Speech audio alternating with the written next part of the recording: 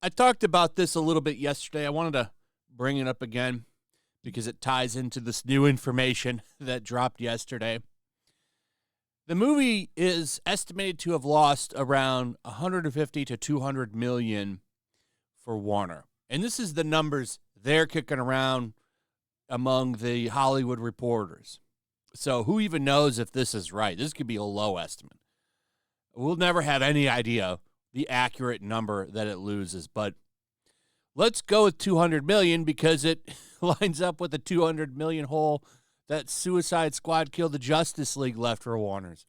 I just find it funny that two Batman-related properties lost this much money. And I know Suicide Squad technically isn't.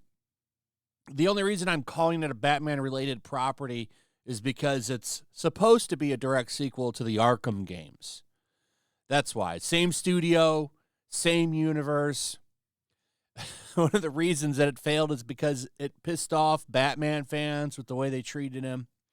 So we'll just put it in the same league. Either way, two DC properties cost them a bunch of money. And it's all self-inflicted. Suicide Squad is self-inflicted. Bringing in Sweet Baby, that didn't help them. That really hurt them. And then, of course, Joker. I mean, this, all you had to do is remake the first one in some capacity, and you would have been okay. Make it something a little bit more like Wayne's World 2. Wayne's World 2 is not a great movie, right? But it's not something I walked away from hating. I think I've watched it maybe twice in my entire life, but I don't hate it. The first one I love, and it doesn't ruin the first one. Like, this movie totally ruins the first movie. I will probably never watch Joker 1 again. And I don't think I'm the only one. I actually sold my copy of Joker. I put it on eBay. F this movie. I don't want to watch it again. I'll just go watch Taxi Driver. I'll watch Taxi Driver. That's fine. It's a better movie anyway. But they just really screw this up. And here's the damage control that's going around now. So Todd Phillips is out there trying to let people know that it was never his intention to make fans of the previous Joker film appear to be the bad guys of his sequel. It's how it feels. I'm not going to lie. I don't know if that was your intention or not. Maybe you're being honest here, but it does feel like a lecture telling you that you enjoyed the movie the wrong way. And I'm not the only one that feels this way. You go and you look at comments on posts like this, and everybody says you're lying. And I don't know if he is. He might be telling the truth. He might have been trying to do something here, and that might not have been the intent. But I got to tell you, it sure does feel like it. This movie is objectively bad either way. But see, yes, it was clearly. Don't insult our intelligence. I agree with this one from Sir Yapalot. Sequels always suck in comparison, but this was extremely terrible. Sometimes sequels are better. I mean, look at Empire Strikes Back. Way better than A New Hope, in my opinion. Some people will probably say New Hope's better, and that's fine. I mean, it started it all, but personally, I think Empire Strikes Back blows that movie away. Sometimes sequels are better. The Dark Knight. I mean, in my opinion, that movie is way better than Batman Begins. In this case, no. So here's Warner throwing in the towel. So this movie's already coming out on digital because they have to. When a movie comes out 4 weeks after its release, that's the end of the line. That's it. We're done. They've already thrown in the towel. To cover up massive losses, tuning into around 150 million reportedly, Warner Brothers designed to release Joker 2 on digital window on the 29th of October, less than 4 weeks of its release. The Blu-ray comes out in December. That's what's crazy. They're already pushing that out. But this wasn't supposed to come out this soon. But they have to, because now they're hoping they get some people to still, buy it and pick it back up. And maybe make some of that money back. And I don't know. In my opinion, all you're doing when you do this is give fans or not fans, just people in general, because, well, maybe some fans that liked the first one will finally check it out. But when you do this, all you're doing is releasing a pristine copy into the pirates' hands.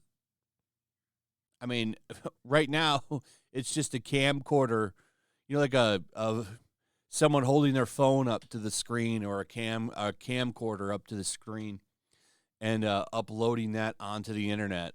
Now they'll have a pristine copy to watch in 4K glory.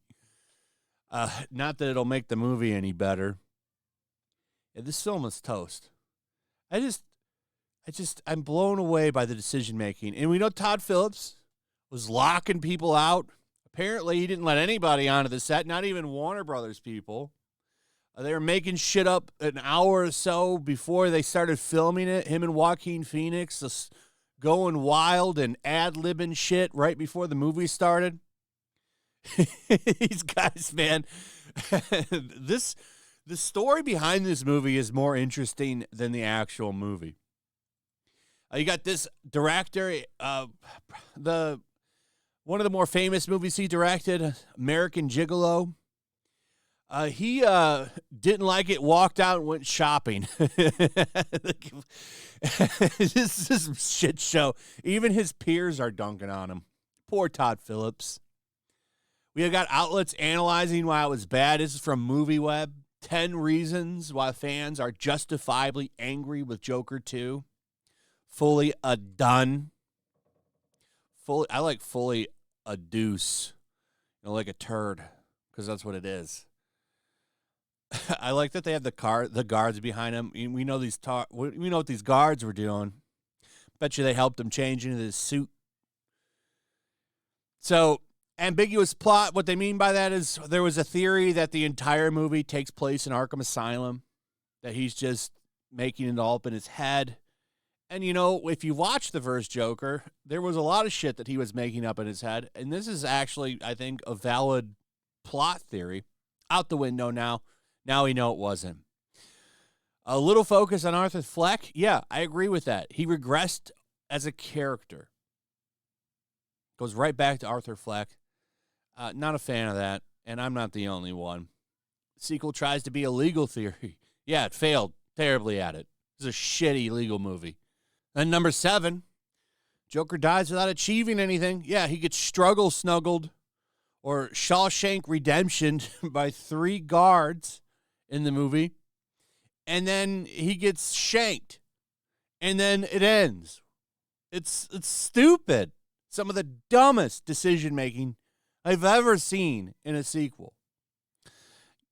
Number 6 here, the thing with Lady Gaga, the movie should have been about her becoming twisted into Harley Quinn. I wish it had been a Harley Quinn movie.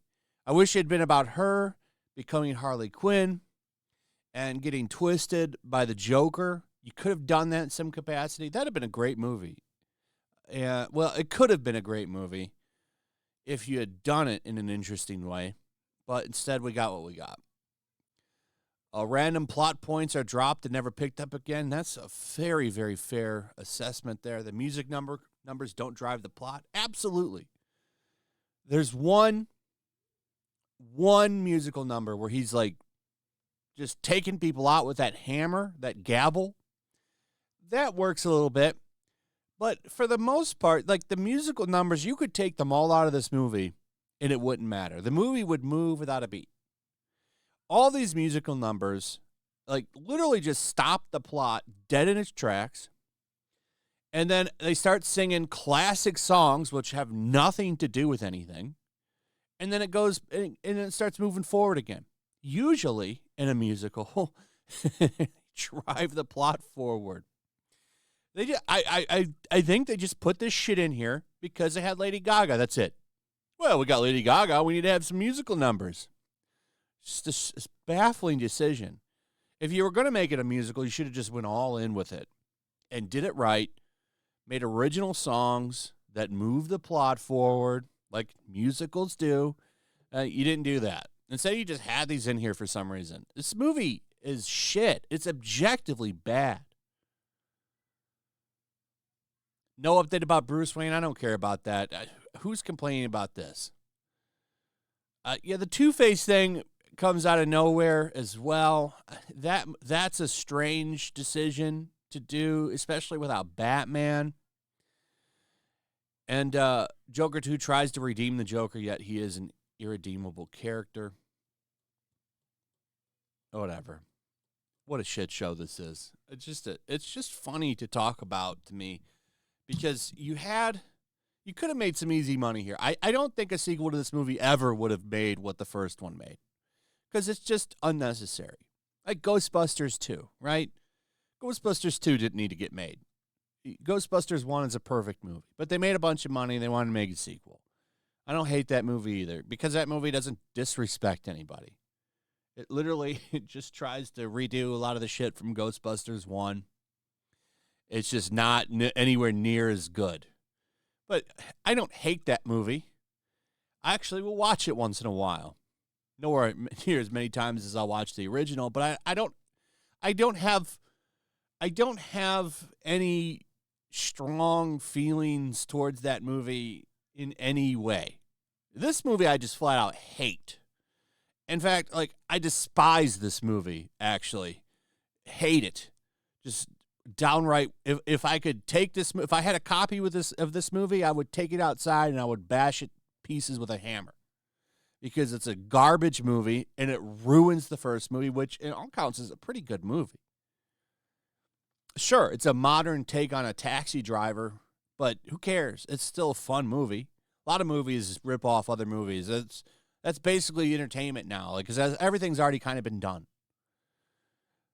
But this movie is just it's insulting.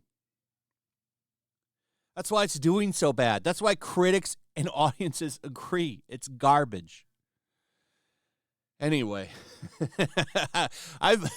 enjoy your losses, Warner. Next time, maybe you should keep a little bit of a leash on your director. Letting Todd Phillips run wild was a big mistake. Anyway, that's pretty much it. Let me know what you guys think about all of this. I'd like to hear from you. Also, if you would, please like, subscribe, share the video. Make sure you're still subscribed. Hit that notification bell. We'll see you on the next one. Peace.